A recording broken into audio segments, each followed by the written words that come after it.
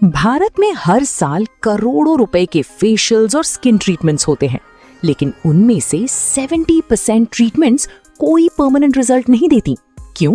क्योंकि जो ट्रीटमेंट दी जा रही है वो स्किन के लिए बनी ही नहीं थी।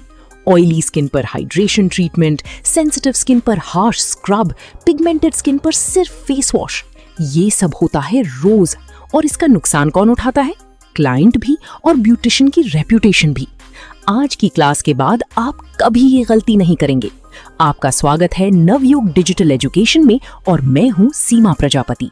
एक प्रोफेशनल ब्यूटिशियन और एक ऑर्डिनरी ब्यूटिशियन में यही फर्क होता है। अगर आप एक स्टूडेंट हैं या फिर आपका पहले से कोई सैलून है, एक बात हमेशा ध्यान रखना, प्रोफेशनल पहले स्किन समझता है, फिर ट्रीटमेंट डिसाइड करता है। आज की क्लास में हम वही सीखेंगे और आज हम सीखेंगे 3 प्रोफेशनल स्किन ट्रीटमेंट्स जो हर ब्यूटिशियन को आनी चाहिए। तो चलिए शुरू करते हैं। और वीडियो में आगे मैं आपको एक बोनस टिप भी दूंगी, तो वीडियो को लास्ट तक दें। इससे पहले कि हम ट्रीटमेंट्स पर आएं, एक बात बहुत क्लियरली समझ लो, कोई भी ट्रीटमेंट शुरू करने से पहले क्लाइंट की स्किन एनालाइज करना जरूरी है। स्किन एनालिसिस का मतलब है क्लाइंट की स्किन को देखना, टच करके फील करना और सही सवाल पूछना, जैसे क्या स्किन ऑयली है या ड्राई, ये देखना क्या कोई एक्टिव पिंपल है, क्या स्किन सेंसिटिव है, क्या कोई एलर्जी है, क्या रिसेंटली कोई ट्रीटमेंट हुई है। ये सवाल छोटे लगते हैं, लेकिन यही आपको गलत ट्रीटमेंट से बचाते हैं। और एक इम्पॉर्टेंट रूल याद रखना, अगर स्किन पर एक्टिव इन्फेक्शन है, ओपन वुंड्स हैं या सिवियर एक्ने है, तो उस दिन ट्रीटमेंट नहीं करनी। पहले स्किन को स्टेबल होने दो। ये प्रोफेशनल एथिक्स हैं और यही आपको एक ट्रस्टेड ब्यूटिशियन बनाता है। और अगर आपको ट्रस्टेड ब्यूटिशियन बनना है तो ये सब याद रखना। अब चलते हैं पहली ट्रीटमेंट पर। Treatment 1, deep cleansing treatment. और ये ट्रीटमेंट किसके लिए है? ऑयली स्किन वालों के लिए, एक्ने प्रोन स्किन वालों के लिए, जिनके पोर्स बड़े दिखते हैं, जिनके ब्लैक हेड्स और व्हाइट हेड्स हैं, और जो लोग पोल्यूशन में ज्यादा रहते हैं। यानी आज के टाइम में ये ट्रीटमेंट लगभग हर दूसरे क्लाइंट को चाहिए। डीप क्लेंजिंग ट्रीटमेंट का मकसद क्या है? स्किन की सबसे ऊपरी लेयर एपिडर्मिस, उस पर जो डेड सेल्स, डर्ट, ऑयल और पोल्यूशन जमा होता है, उसे कंप्लीटली रिमूव करना और पोर्स को अंदर से क्लीन करना। Step by step process. Step 1, pre cleanse, double cleansing. सबसे पहले एक ऑयल बेस्ड क्लेंजर से मेकअप और सनस्क्रीन हटाओ, फिर एक जेंटल फेस वॉश से फेस क्लीन करो। ये डबल क्लेंजिंग है और ये बहुत जरूरी है। सिर्फ फेस वॉश से पोर्स की गहरी गंदगी नहीं जाती। Step 2, steam clean. फेस पर 5-7 मिनट्स की स्टीम दो।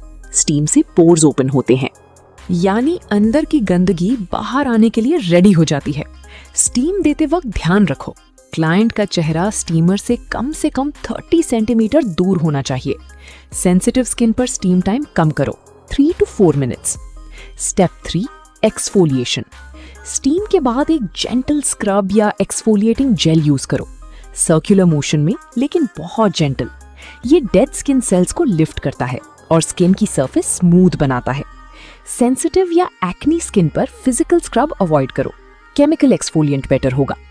स्टेप 4, एक्सट्रैक्शन, अगर जरूरी हो। ब्लैक हेड्स और व्हाइट हेड्स रिमूव करना, ये स्टेप ट्रेन्ड हैंड से होना चाहिए। एक्सट्रैक्शन के लिए हमेशा सैनिटाइज टूल्स यूज करो और कभी भी फोर्स से एक्सट्रैक्ट मत करो, इससे स्किन डैमेज होती है और स्कार्स बनते हैं। अगर पोर निकलने को रेडी नहीं है, छोड़ दो। Step 5, Kameng mask. एक्सट्रैक्शन के बाद स्किन थोड़ी सेंसिटिव होती है, एक कामिंग और सूदिंग मास्क लगाओ, जैसे kaolin clay mask, aloe vera gel mask या नाइसिनामाइड मास्क। 10-15 मिनट्स रखो, ये पोर्स को टाइटन करता है और रेडनेस कम करता है। Step 6, toner plus moisturiser plus SPF। Mask हटाने के बाद पोर टाइटनिंग टोनर लगाओ, फिर ऑयल फ्री मॉइस्चराइजर, और अगर क्लाइंट बाहर जा रही है, SPF जरूर। ट्रीटमेंट के बाद क्लाइंट को क्या बताएं? आज रात फेस टच मत करना, मेकअप अवॉइड करो कम से कम 12 घंटे, ज्यादा पानी पियो, सन एक्सपोजर अवॉइड करो। ये आफ्टर केयर बताना प्रोफेशनल काम का हिस्सा है। Treatment 2, brightening and de tan treatment. ये ट्रीटमेंट किसके लिए है? जिनकी स्किन डल हो गई है, जिन्हें टैन हो गई है, धूप से, पोल्यूशन से, जिनके चेहरे पर अनइवन स्किन टोन है जिनके डार्क स्पॉट्स या पिगमेंटेशन है और जो नेचुरली ग्लोइंग स्किन चाहते हैं। ये आज के टाइम की सबसे पॉपुलर ट्रीटमेंट है। हर दूसरा क्लाइंट यही चाहता है, ग्लोइंग स्किन चाहिए। ब्राइटनिंग ट्रीटमेंट का साइंस क्या है? क्लास 18 में हमने मेलानिन के बारे में पढ़ा था। टैन और पिगमेंटेशन का कारण है मेलानिन का ज्यादा प्रोड्यूस होना।